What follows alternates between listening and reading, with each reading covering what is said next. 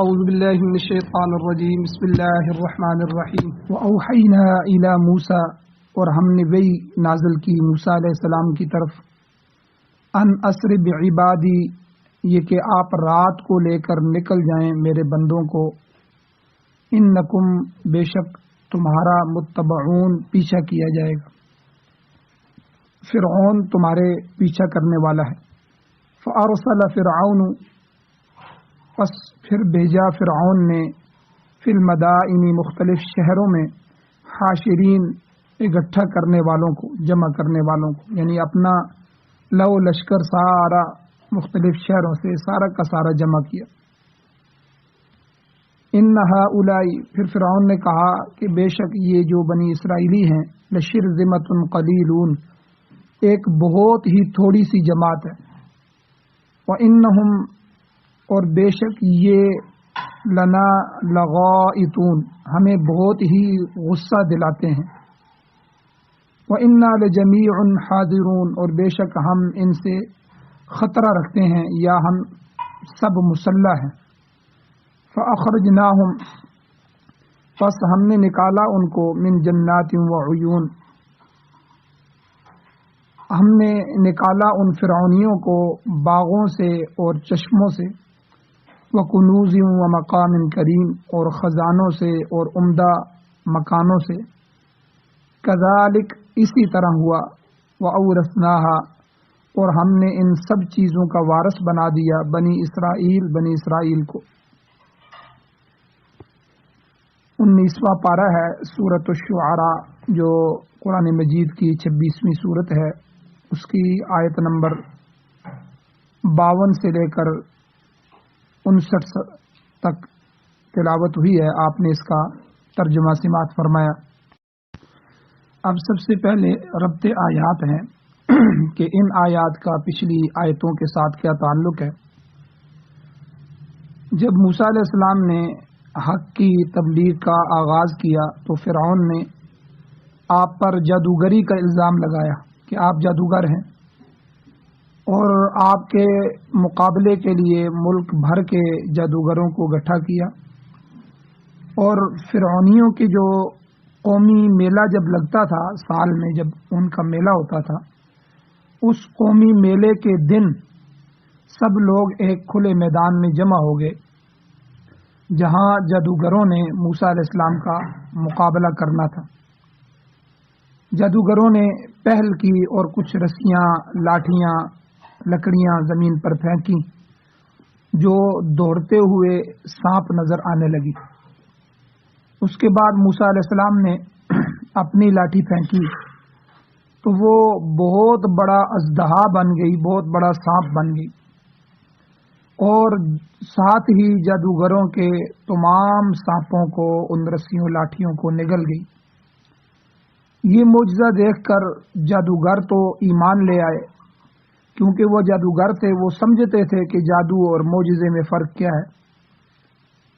مگر فرعون اور اس کے جو حواری تھے، وزراء تھے، وزیر تھے، وہ اپنی ضد پر اڑے رہے۔ فرعون نے جادوگروں کے ایمان لانے کا بھی بہت برا منایا اور ان کو سخت سزا دینے کی دھمکی بھی دی، مگر ان کو اللہ نے ایمان پر استقامت بخشی، اور انہوں نے صاف کہہ دیا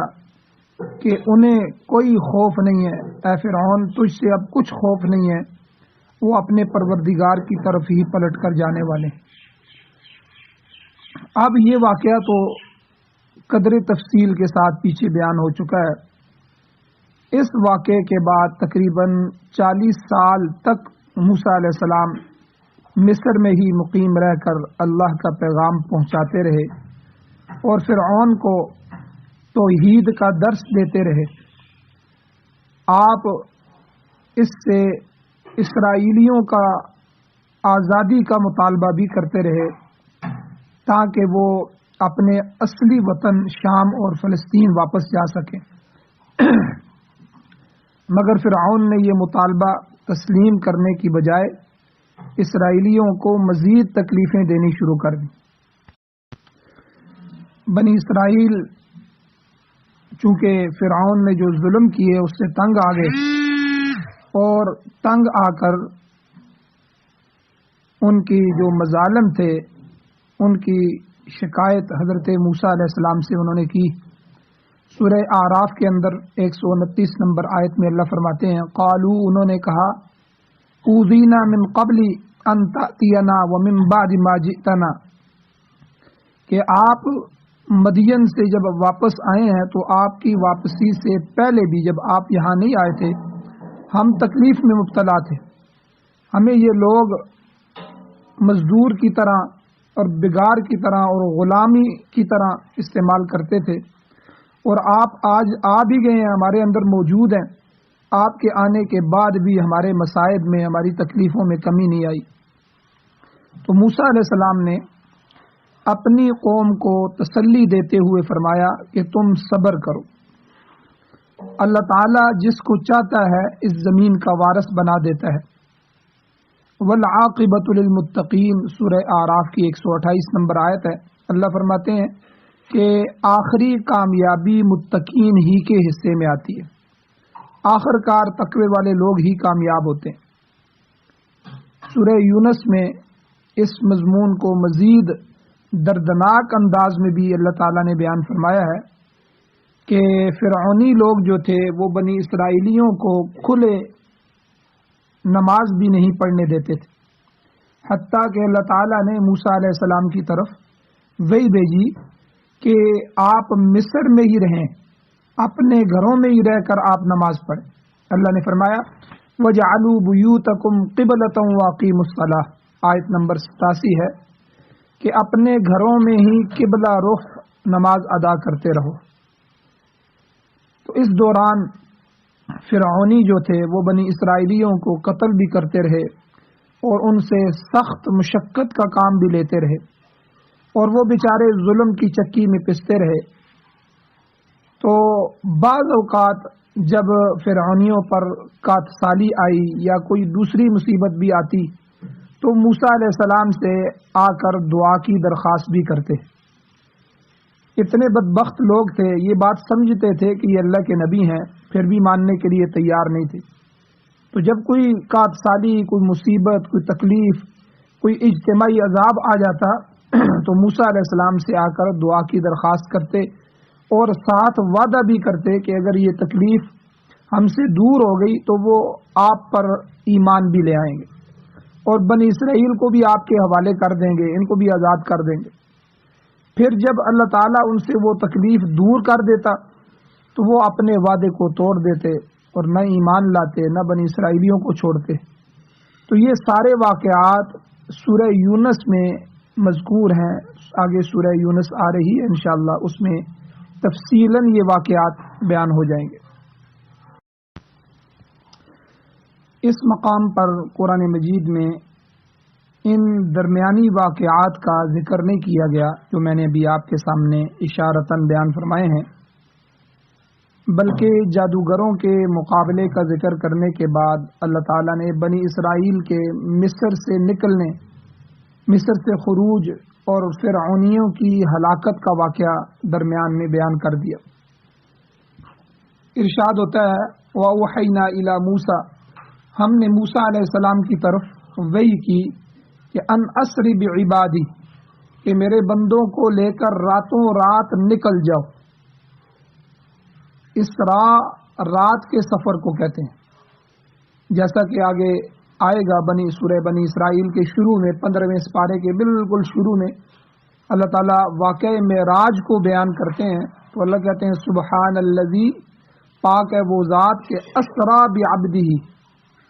کہ جو اپنے بندے کو رات کے وقت میں لے گیا. تو چونکہ حضور علیہ السلام کو معراج کا جو سفر کروایا گیا وہ رات کا سفر تھا، رات سے شروع کیا گیا، تو اس لیے اس طرح رات کے وقت سفر کرنے کو کہتے ہیں. تو یہاں پر بھی موسیٰ علیہ السلام کو حکم ہوا ان اسری بعبادی، کہ آپ میرے بندوں کو رات کے وقت لے کر نکل جائیں. تو گویا رات کے وقت سفر کرنے کا حکم دیا گیا. اب بنی اسرائیل کس طرح نکلے، ان کے نکلنے کا، خروج کا واقعہ اس طرح پیش آیا کہ بنی اسرائیل جو تھے ہر سال شہر سے باہر کھلے میدان میں چند دن کے لیے کوئی تقریب منعقد کرتے تھے، کوئی تقریب منایا کرتے تھے۔ اس مرتبہ بھی جب وہ دن قریب آئے تو انہوں نے جشن منانے کی تیاری شروع کر دی۔ قرآن پاک میں آتا ہے، آگے آئے گا، کہ انہوں نے تقریب کے موقع پر پہننے کے لیے بعض جو فرعونی تھے قبطی، ان قبطیوں سے کچھ زیورات بھی مستعار لیے، ادھار لیے۔ جیسا کہ ہمارے معاشرے میں بھی ہوتا ہے کہ اگر کسی عورت کے زیورات نہ ہوں تو وہ اپنی پڑوسن سے یا کسی اور عورت سے ادھار مستعار مانگ لیتی ہے۔ تو اس طرح ان بنی اسرائیلیوں نے، ان کی عورتوں نے ان قبطیوں سے زیورات بھی لے لیے۔ مفسرین اکرام فرماتے ہیں کہ موسیٰ علیہ السلام نے لوگوں کو سمجھا دیا تھا کہ سفر کرنا ہے اور اس سفر کے دوران استعمال کے لیے خوراک بھی ہونی چاہیے، تو خوراک کا مختصر ذخیرہ بھی اپنے ساتھ لے لو۔ اور ادھر دوسری طرف فرعونیوں کے اندر اللہ کی طرف سے ایک واقعہ پیش آیا کہ کوئی وبائی مرض پھیل گیا، جس کی وجہ سے قبطیوں کے گھروں میں کچھ نوجوان مرنا شروع ہو گئے، نوجوان موتیں ہوئیں، جس کی وجہ سے وہ لوگ ان بنی اسرائیل کی طرف توجہ نہیں دے سکے اور زیادہ ادھر مصروف ہو گئے۔ ادھر بنی اسرائیل کو راتوں رات نکلنے کا اللہ نے حکم دے دیا۔ فرعونی لوگوں نے اس بات کا زیادہ نوٹس نہیں لیا، کیونکہ وہ جانتے تھے کہ بنی اسرائیل ہر سال چند دن کے لیے جشن منانے کے لیے جایا کرتے ہیں۔ تو بہرحال بنی اسرائیل کو حکم ہوا کہ رات کے وقت نکل چلو، اور ساتھ ہی اللہ نے ان کو اس بات سے بھی خبردار کر دیا، آگاہ کر دیا کہ انکم متبعون، کہ تمہارا پیچھا کیا جائے گا۔ فرعون کو پتہ لگ جائے گا اور وہ پورا لاؤ لشکر لے کر تمہارے پیچھے آئے گا، مگر تم نے گھبرانا نہیں، پریشان نہیں ہونا، اللہ کا نبی تمہارے ساتھ ہے، اللہ کی مدد تمہارے ساتھ ہے، تو اللہ تعالیٰ تمہیں کامیابی عطا کرے گا۔ بنی اسرائیل کے خروج کے نکلنے کے 3 دن بعد فرعونیوں کو خیال آیا کہ اس مرتبہ سارے کے سارے بنی اسرائیل میلے میں چلے گئے ہیں، ان کا ایک فرد بھی پیچھے نہیں رہا، آخر بات کیا ہے؟ انہیں بنی اسرائیل کے فرار کا شبہ پیدا ہونے لگا کہ وہ بھاگ گئے ہیں، فرار ہو گئے ہیں۔ چنانچہ فرعون نے فیصلہ کیا کہ بنی اسرائیل کا پیچھا کیا جائے اور ان کا تعاقب کر کے معلوم کیا جائے کہ وہ کہاں گئے۔ اسی کو اللہ نے یہاں فرمایا فَأَرْسَلَ فِرْعَوْنُ فِي الْمَدَائِنِ حَاشِرِينَ، بس بھیجا فرعون نے مختلف شہروں میں اکٹھا کرنے والوں کو۔ منصوبہ یہ تھا کہ تمام فوجی جوان اور جو سرکردہ قبطی تھے فرعونی اکٹھے ہو کر بنی اسرائیل کا تعاقب کریں، ان کا پیچھا کریں۔ تو آج کل کی فوجی اصطلاح میں جس طرح کہتے ہیں کہ پورے ملک میں ہنگامی حالات نافذ کر دے، ہنگامی حالت نافذ کر دی گئی کہ تمام سرکاری ملازمین اور فوجی وہ ان کی چھٹیاں منسوخ کر کے انہیں اپنی اپنی ڈیوٹیوں پر حاضر ہو جانے کا حکم دیا گیا۔ بہت سے تیز رفتار گھوڑ سواروں کے ذریعے فوجیوں اور سرکردہ جو عہدیدار تھے ان کو اور دیگر اہم لوگوں کو اکٹھا کیا گیا۔ تاریخ میں آتا ہے کہ اس وقت مصر میں 1000 کے قریب بڑے بڑے شہر تھے، اس کے علاوہ بہت سی چھوٹی چھوٹی بستیاں بھی تھیں، سب میں آدمی بھیج کر لشکر جمع کیا گیا۔ ان کو بنی اسرائیل کے تعاقب کے فیصلے سے آگاہ کیا گیا کہ بنی اسرائیل کا پیچھا کرنا چاہیے، اور ساتھ ساتھ ان کو ہمت بھی، ڈھارس بھی بندھائی گئی کہ اس مہم سے آپ نے گھبرانا نہیں ہے۔ اِنَّ هَٰؤُلَاءِ لَشِرْذِمَةٌ قَلِيلُونَ، یہ بنی اسرائیل ایک چھوٹی سی جماعت ہے جسے ہم نے پکڑنا ہے، اور ہماری کثرت تعداد جو ہے اس کے پیش نظر یہ ایک معمولی سا کام ہے، ہماری ایک بڑی فوج ہے، بڑے لوگ ہمارے پاس ہیں، اور وہ چھوٹی سی جماعت ہے، اس لیے ان کو پکڑنا کوئی مشکل بھی نہیں ہے۔ پھر فرعون نے اپنے لوگوں کو ابھارنے کے لیے یہ بھی کہا کہ وَإِنَّهُمْ لَنَا لَغَائِطُونَ، بے شک یہ بنی اسرائیلی ہمیں غصہ دلانے والے ہیں۔ ظاہر ہے کہ بنی اسرائیل کا راتوں رات نکل جانا یہ فرعون کے لیے غصے کا باعث تھا، لہذا اس نے اپنے حواریوں اور موالیوں کو تعاقب پر آمادہ کیا کہ ان کا پیچھا کیا جائے، اور ساتھ ہی فرعون نے یہ بھی کہا وَإِنَّا لَجَمِيعٌ حَاذِرُونَ، بے شک ہم ان لوگوں سے خطرہ محسوس کرتے ہیں، بنی اسرائیل سے خطرہ محسوس کرتے ہیں، اور موسیٰ علیہ السلام سے پہلے بھی کئی دفعہ باس و مباحثہ ہو چکا تھا اور آپ نے ہر دفعہ فرعونیوں کو لاجواب کر دیا۔ جب بھی فرعون کوئی بات کرتا تو موسیٰ علیہ السلام اس کی دلیل بیان کرتے تو دلیل سے جواب دیتے، ہر دفعہ فرعونی لاجواب ہو جاتے، حتیٰ کہ اب جو بڑا واقعہ پیش آیا تھا کہ فرعون کے بڑے بڑے جادوگر جب وہ اپنا جادو لے کے آئے اور پھر سارے لوگوں کے سامنے لے کے آئے، اور پھر موسیٰ علیہ السلام نے جب اپنا معجزہ دکھایا تو اس پر بھی وہ جادوگر ایمان لا چکے تھے، لہذا فرعون پوری اسرائیلی قوم کو اپنے لیے خطرہ محسوس کرتا تھا کہ یہ لوگ کسی بھی وقت اس کا تختہ الٹ سکتے ہیں۔ مفسرین اکرام یہاں حاضرون کا ایک معنی تو یہ بھی کرتے ہیں کہ خطرہ محسوس، وَإِنَّا لَجَمِيعٌ حَاذِرُونَ، بے شک ہم سب کے سب ان سے خطرہ محسوس کرتے ہیں، اور دوسرا معنی حاضرون کا کہ ہم مسلح ہیں، جیسا کہ جہاد کے ضمن میں آتا ہے سورۃ النساء کی آیت نمبر 102 میں کہ نماز پڑھتے وقت بھی اللہ نے حکم دیا خذوا حذرکم، حذر کہ اپنے ضروری ہتھیار اپنے پاس رکھو کہ کہیں دشمن نماز کے دوران ہی حملہ نہ کر دے۔ اس لیے حالت جنگ کے اندر جب جنگ ہو رہی ہو، جہاد ہو رہا ہو، تو اس حالت میں جو ہے دشمن سے بچنے کے لیے اپنے ہتھیار پہن کر یا اپنے ہتھیار پاس رکھ کر نماز پڑھنی چاہیے، کہیں ایسا نہ ہو کہ دشمن یہ سمجھے کہ یہ عبادت کر رہے ہیں تو اس وقت کو، اس حالت کو کمزور سمجھتے ہوئے وہ حملہ نہ کر دے۔ تو اس لیے مجاہدین کو یہ حکم ہوتا ہے کہ نماز پڑھتے وقت خذوا حذرکم، اپنے اسلحے کو ساتھ رکھو۔ تو اس لحاظ سے یہاں یہ معنی بھی درست ہے کہ وَإِنَّا لَجَمِيعٌ حَاذِرُونَ، تو حاضرون کا یہی ہے کہ کیونکہ فرعون کی پوری فوج ہتھیار بند تھی، ہر ایک کے پاس ہتھیار تھے، تو جبکہ اسرائیلی جو تھے بنی اسرائیل وہ قوم غیر مسلح تھی اور بے سر و سامان تھی، کوئی سامان بھی اتنا نہیں تھا، تو اس لیے یہاں فرعون نے یہ بھی ساتھ کہا وَإِنَّا لَجَمِيعٌ حَاذِرُونَ۔ اس دوسرے معنی کے اعتبار سے معنی یہ بنتا ہے کہ بے شک ہم ہتھیار بند ہیں، ہمارے پاس ہتھیاروں کی کمی نہیں ہے، ہم مسلح لوگ ہیں، اور وہ چند ایک بے سر و سامان غیر مسلح قسم کے لوگ ہیں، بس ہم نے جانا ہے اور ان کو پکڑ کے لے آنا ہے۔ مفسرین اکرام فرماتے ہیں کہ جو فرعونی تھے، فرعون نے جو لشکر جمع کرنا شروع کیا تھا تو فرعونی لشکر کو جمع ہوتے ہوئے کئی دن گزر گئے، اور اسی دوران اسی اثناء میں بنی اسرائیل جو تھے وہ بحر کلزم کے کنارے پر پہنچ گئے، دریا کے کنارے پر۔ اب فرعونیوں کا جو لشکر تھا وہ 12-13 لاکھ کا لشکر یہ اسرائیلیوں کے تعاقب میں چل پڑا، ان کے پیچھے چل پڑا۔ تو اسی واقعے کے متعلق اللہ تعالیٰ یہاں ارشاد فرماتے ہیں فَأَخْرَجْنَاهُمْ،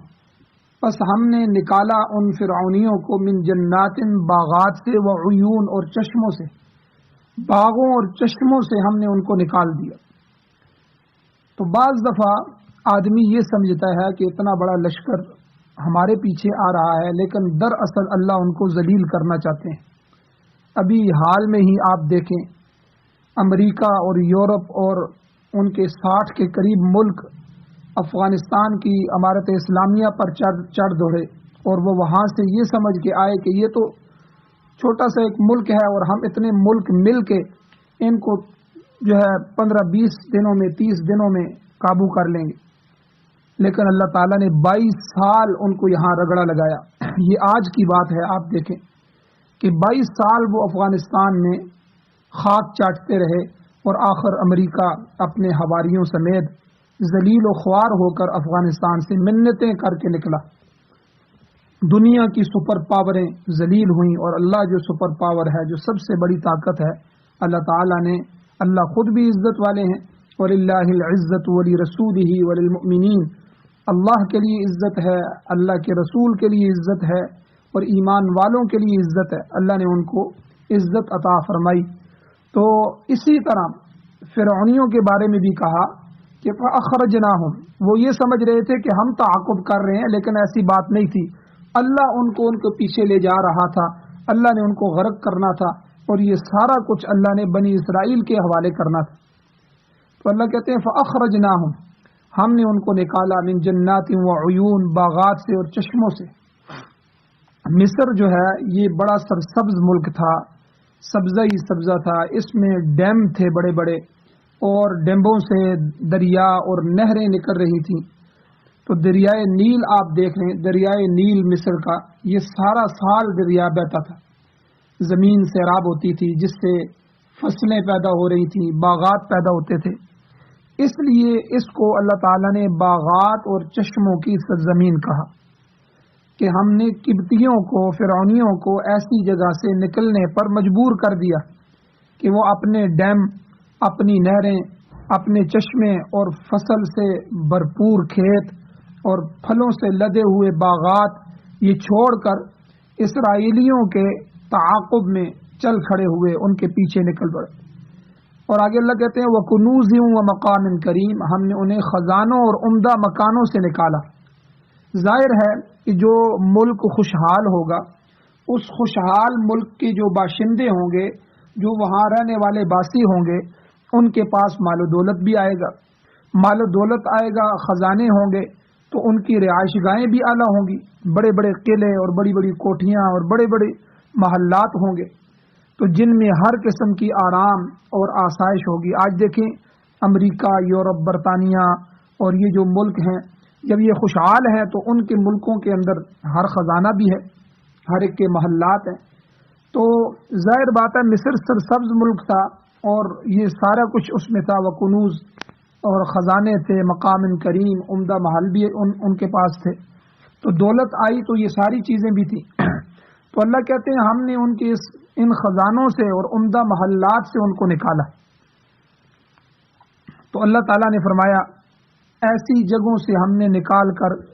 بحر کلزم کی لہروں کے سپرد کر دیا، دریا کی لہروں کے سپرد کر دیا، اور پھر وہ لوٹ کر اپنے باغات، اپنے گھروں، اپنے خزانوں اور اپنے محلات میں واپس نہیں آ سکے. آگے اللہ فرماتے ہیں کذالک، ہم نے ان کو اسی طرح نکالا، جس کا نقشہ سورہ ہود میں بھی کھینچا گیا ہے. اللہ کہتے ہیں سورہ ہود کی آیت نمبر 98 میں کہ یقدم قومہ یوم القیامہ فاوردہم النار، تو کہ آگے آگے فرعون تھا اور اس کے پیچھے پیچھے سارا لشکر اور موالی اور درباری تھے. تو فرمایا اللہ نے یہاں کہ قیامت والے دن بھی ایسا ہی ہوگا کہ فرعون آگے آگے چل رہا ہوگا اور اس کا سارا لشکر اس کے پیچھے پیچھے ہوگا، جنہیں لے کر وہ دوزخ میں پہنچ جائے گا. تو یاد رکھیں قیامت والے دن ہر آدمی جو دنیا میں مقتدا ہوتا ہے، بڑا ہوتا ہے، اس کے پیچھے پیچھے اس کے مقتدی ہوں گے. اگر وہ اچھا آدمی ہے، اچھا لیڈر ہے، اچھائی کی طرف لے جانے والا ہے، دعوت و تبلیغ کی طرف، جہاد کی طرف، مدارس کے بڑے ہیں، تو ان لوگوں کے پیچھے ایسے ہی لوگ ہوں گے اور وہ ان کو لے کر جنت میں چلے جائیں گے. اور اگر کوئی برے ہیں تو برائی پھیلانے والے ہیں، شر پھیلانے والے ہیں، تو جو بڑے لوگ ہوں گے ان کے پیچھے ان کے متبعین، ان کے ماننے والے وہ لوگ ہوں گے اور وہ ان کو لے کر جہنم میں چلے جائیں گے. ہر ایک کو اللہ نے قرآن میں آگے فرمایا ہر ایک کا الگ الگ جھنڈا ہوگا، وہ ان کے سپرد کیا جائے گا. دور سے پتہ لگے گا کہ یہ جنتی ہیں، یہ جہنمی ہیں، بلکہ ہر گناہ کا ایک جھنڈا ہوگا کہ یہ سود کھانے والے ہیں، یہ خیانت کرنے والے ہیں، یہ زانی ہیں. تو یہ سب کا، تو یہاں بھی اللہ نے فرمایا یقدم قومہ یوم القیامۃ فاوردہم النار، کہ قیامت والے دن بھی ایسا ہوگا کہ فرعون آگے آگے چل رہا ہوگا، اس کا یہ سارا لشکر اس کے پیچھے پیچھے ہوگا، جنہیں لے کر وہ دوزخ میں پہنچ جائے گا. فرمایا ہم نے فرعونیوں کو ان کے باغات، چشموں، خزانوں اور عمدہ ٹھکانوں سے نکالا، وَأَوْرَثْنَاهَا بنی اسرائیل، اور ان چیزوں کا وارث بنی اسرائیل کو بنایا۔ مفسرین کے نزدیک یہ جو آیت کا حصہ ہے یہ اس میں بڑا اشکال ہے۔ اس لحاظ سے یہ اشکال پیدا کرنے والا ہے کہ فرعونیوں کی بحر کلزم میں غرقابی کے بعد، ان کے غرق ہو جانے کے بعد، بنی اسرائیل تو ان کی املاک کے وارث نہیں بنے حقیقت میں، مگر یہاں ارشاد باری تعالیٰ ہے کہ ہم نے بنی اسرائیل کو وارث بنایا۔ حقیقت کیا تھی؟ حقیقت یہ ہے کہ جب بنی اسرائیل بحر کلزم کو معجزاتی راستوں کے ذریعے عبور کر گئے کہ ان کے 12 قبائل تھے تو 12 راستے اللہ نے دریا میں بنا دیے، پھر وہ ان میں سے نکل گئے اور پیچھے انہی راستوں میں فرعون داخل ہوا تو وہ غرق ہو گئے۔ تو اس راستوں کو عبور کرنے کے بعد دوبارہ پھر بنی اسرائیلی جو ہیں وہ مصر میں نہیں آئے، بلکہ آگے صحرا میں پہنچے، جس کو صحرائے سینا کہتے ہیں، جس کے متعلق اللہ تعالیٰ کا قرآن مجید میں ارشاد بھی ہے۔ سورہ مائدہ کی آیت نمبر 26 ہے، 40 سنۃ یتیہون فی الارض، کہ 40 سال تک وہ وہیں بھٹکتے رہے، جس میں من و سلوہ بھی اترا اور بہت سارے دوسرے واقعات بھی پیچھے گزر چکے ہیں، بیان ہو چکے ہیں۔ تو ان کے لیے حکم یہ تھا کہ جو ارض مقدس ہے فلسطین اور شام، اس میں اگر تم واپسی چاہتے ہو تو وہاں کے جو قابضین ہیں، جنہوں نے وہاں اب قبضہ کر رکھا ہے، ان سے جہاد کرو۔ تو اصل میں یہ قوم غلام رہی تھی، ان کے اندر وہ جرأت نہیں تھی، انہوں نے پس و پیش کیا اور انکار کر دیا اور کہنے لگے کہ اے موسیٰ، تم اور تمہارا خدا جا کر لڑو، ہم تو یہیں بیٹھیں گے۔ تو اس لیے اللہ نے پھر ان کو اس صحرائے سینا کے اندر بند کر دیا اور 40 سال 40 سنۃ یتیہون فی الارض، اسی زمین میں وہ سرگرداں رہے اور گھومتے پھرتے رہے۔ اسی دوران حضرت موسیٰ علیہ السلام، حضرت ہارون علیہ السلام کی وفات بھی ہو گئی، وہ اسی جگہ فوت ہو گئے۔ پھر اس کے بعد نئی نسل آئی اور انہوں نے اگلے نبی جو حضرت یوشع علیہ السلام تھے، ان کی سرکردگی میں جہاد کیا اور ارض مقدس جو تھی شام اور فلسطین، ان پر حملہ کیا اور وہاں کی جو لوگ تھے ان سے ان کو چھڑایا اور دوبارہ وہ اس پر بنی اسرائیلی قابض ہوئے۔ اب اس ضمن میں مفسر قرآن حضرت قتادہ رحمہ اللہ، ان کے قول سے یہ بات معلوم ہوتی ہے کہ ممکن ہے کہ بنی اسرائیل صحرائے سینا کی قید کے بعد دوبارہ مصر گئے ہوں اور انہوں نے فرعونیوں کی املاک پر قبضہ بھی کیا ہو، جس کا ذکر اس آیت میں اللہ نے کیا ہے۔ بعض مفسرین فرماتے ہیں کہ جب فرعون غرق ہو گیا اور اس کے ساتھ اس کا 12-13 لاکھ کا لشکر بھی لقمہ اجل بن گیا، تو موسیٰ علیہ السلام نے کچھ بنی اسرائیلیوں کو واپس مصر بھیج دیا تھا تاکہ جا کر وہاں کا نظم سنبھال لیں، کیونکہ فرعونیوں کی اکثریت اور ان کے سرکردہ لوگ تو ختم ہو چکے تھے، ان کی لیڈرشپ ختم ہو چکی تھی، اور مصر میں نظم اور نسق کا جو خلا تھا وہ پیدا ہو گیا تھا۔ یہ روایت بھی اپنی جگہ ہے، مگر اس میں بھی کوئی ثبوت نہیں ہے۔ یہ روایت بھی اور اس طرح کی روایتیں بھی وہ پایہ ثبوت تک نہیں پہنچتی، کیونکہ بنی اسرائیل اس وقت واپس مصر نہیں گئے، بلکہ حضرت سلیمان علیہ السلام کے زمانے میں انہیں مصر پر دوبارہ اقتدار حاصل ہوا، جو کہ بہت عرصہ بعد کی بات ہے۔ تو تاریخی لحاظ سے بھی فرعون کی ہلاکت کے بعد مصر پر قبطیوں کو ہی اقتدار حاصل رہا، جو پیچھے قبطی فرعونی باقی بچ گئے تھے وہی وہاں اقتدار پہ رہے، حتیٰ کہ پھر حضرت سلیمان علیہ السلام کے زمانے میں مصر دوبارہ آپ کے زیر نگی آ گیا۔ اللہ تعالیٰ نے ان کو بادشاہت ایسی عطا فرمائی تھی کہ مصر پر ان کا دوبارہ قبضہ ہوا۔ تو بہرحال مفسرین اس آیت کا حل یہ پیش کرتے ہیں کہ اللہ تعالیٰ نے بنی اسرائیل کو جو باغات، چشمے، محلات اور خزانوں کا وارث بنایا، وہ مصر میں نہیں بنایا بلکہ شام اور فلسطین میں بنایا تھا۔ یہ سرزمین بھی بڑی زرخیز ہے، جہاں دریا چل رہے ہیں، نہریں چلتی ہیں، چشمے جاری ہیں، اناج ہیں، پھل اور پھول ہیں، لوگ خوشحال ہیں اور خزانوں اور عمدہ رہائش گاہوں کے مالک تھے۔ تو اس وراثت سے مراد ارض مقدس کی وراثت نہ کہ مصر کی۔ چنانچہ سورۃ الدخان آگے آئے گی، اس میں بھی آتا ہے، آیت نمبر 28 ہے، وَأَوْرَثْنَاهَا قَوْمًا آخَرِينَ۔ اللہ فرماتے ہیں وہاں پر باغات، چشموں، کھیتی باڑی اور محلات کا ذکر ہے کہ ہم نے دوسروں کو ان کا وارث بنایا۔ دوسروں میں اسرائیلیوں کا ذکر نہیں ہے۔ البتہ یہ نعمتیں انہیں ملک شام میں جا کر حاصل ہوئیں۔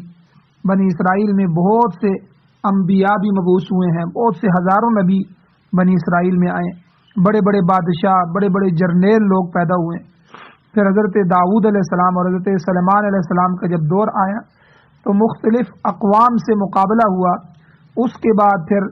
بخت نصر جو تھا اس نے پھر ان پر غلبہ حاصل کر لیا